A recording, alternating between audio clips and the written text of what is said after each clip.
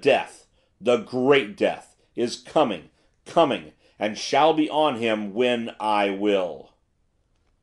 The fellow spoke like an inspired maniac.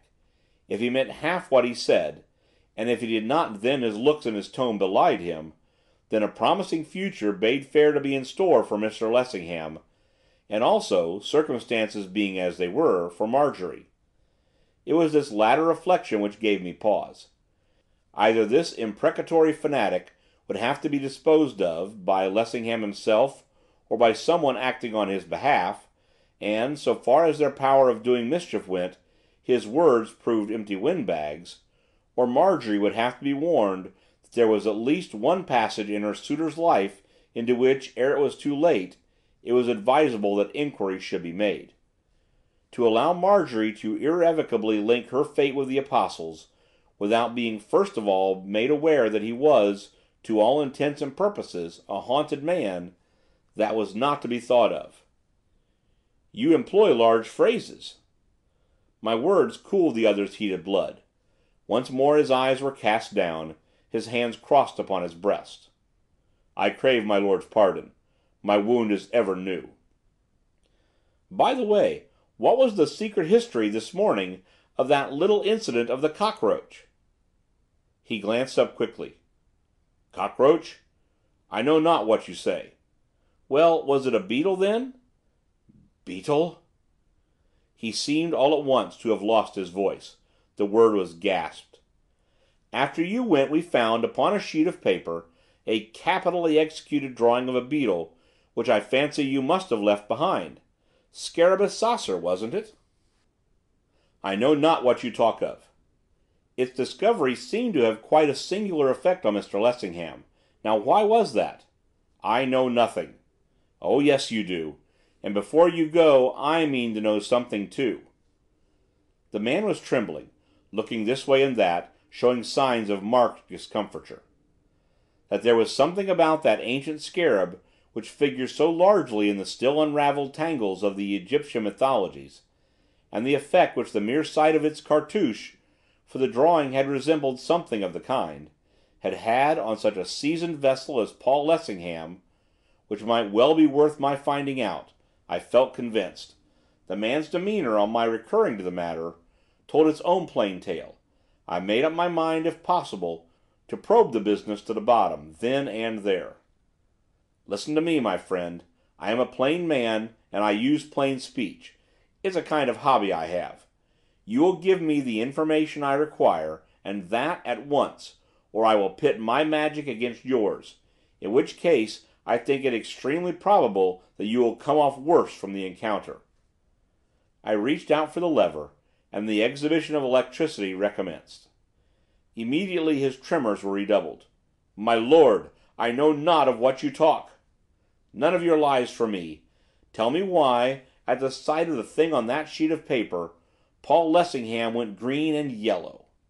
Ask him, my lord. Probably, later on, that is what I shall do. In the meantime, I am asking you. Answer, or look out for squalls. The electrical exhibition was going on. He was glaring at it as if he wished that it would stop. As if ashamed of his cowardice, plainly on a sudden, he made a desperate effort to get the better of his fears, and succeeded better than I had expected or desired. He drew himself up with what, in him, amounted to an air of dignity. I am a child of Isis.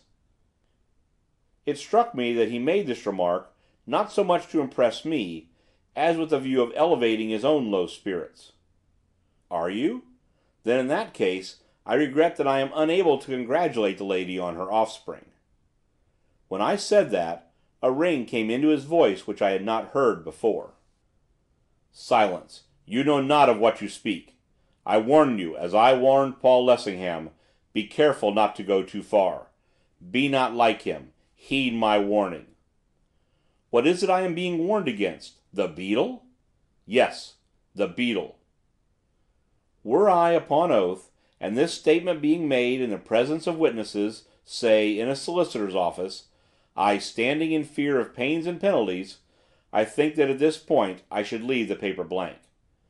No man likes to own himself a fool, or that he ever was a fool, and ever since I have been wondering whether on that occasion that child of Isis did or did not play the fool with me.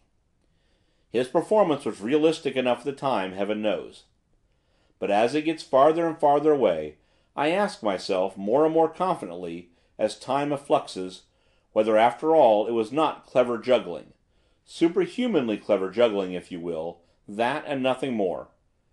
If it was something more, then with a vengeance there is more in heaven and earth that is dreamed of in our philosophy. The mere possibility opens vistas in which the sane mind fears to contemplate. Since then I am not on oath, and should I fall short of verbal accuracy I do not need to fear the engines of the law. What seemed to happen was this. He was standing within about 10 feet of where I leaned against the edge of the table. The light was full on, so that it was difficult to suppose that I could make a mistake as to what took place in front of me. As he replied to my mocking allusion to the beetle by echoing my own words, he vanished, or rather, I saw him taking a different shape before my eyes. His loose draperies all fell off him, and as they were in the very act of falling there issued, or seemed to issue, out of them, a monstrous creature of the beetle type. The man himself was gone. On the point of size I wish to make myself clear. My impression when I saw it first was that it was as large as the man had been, and that it was in some way standing up on end, its legs toward me. But the moment it came into view it began to dwindle, and that so rapidly that, in a couple of seconds at most, a little heap of drapery was lying on the floor, on which was a truly astonishing example of the Coleoptera. It appeared to be a beetle. It was perhaps 6 or 7 inches high, and about a foot in length. Its scales were of a vivid golden green. I could distinctly see where the wings were sheathed along the back, and, as they seemed to be slightly agitated, I looked every moment to see them opened and the thing take wing. I was so astonished, as who would not have been, that for an appreciable space of time I was practically in a state of stupefaction. I could do nothing but stare. I was acquainted with the legendary transmigrations of Isis, and with the story of the beetle which issues from the woman's womb through all eternity, and with the other pretty tales, but this, of which I was an actual spectator, was something new, even in legends. If the man with whom I had just been speaking was gone, where had he gone to? If this glittering creature was there in his stead, whence had it come? I do protest this much, that, after the first shock of surprise had passed, I retained my presence of mind. I felt as an investigator might feel, who has stumbled haphazard on some astounding, some epoch-making discovery. I was conscious that I should have to make the best use of my mental faculties if I was to take full advantage of so astonishing an accident. I kept my glance riveted on the creature, with the idea of photographing it on my brain. I believed that if it were possible to take a retinal print, which it some day will be, you would have a perfect picture of what I saw. Beyond doubt it was a Lamellicorn, one of the Copridae.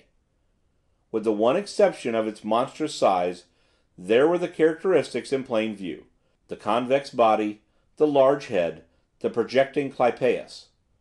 More, its smooth head and throat seemed to suggest that it was a female.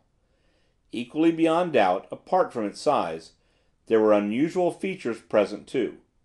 The eyes were not only unwontedly conspicuous, they gleamed as if they were lighted by internal flames. In some indescribable fashion they reminded me of my vanished visitor.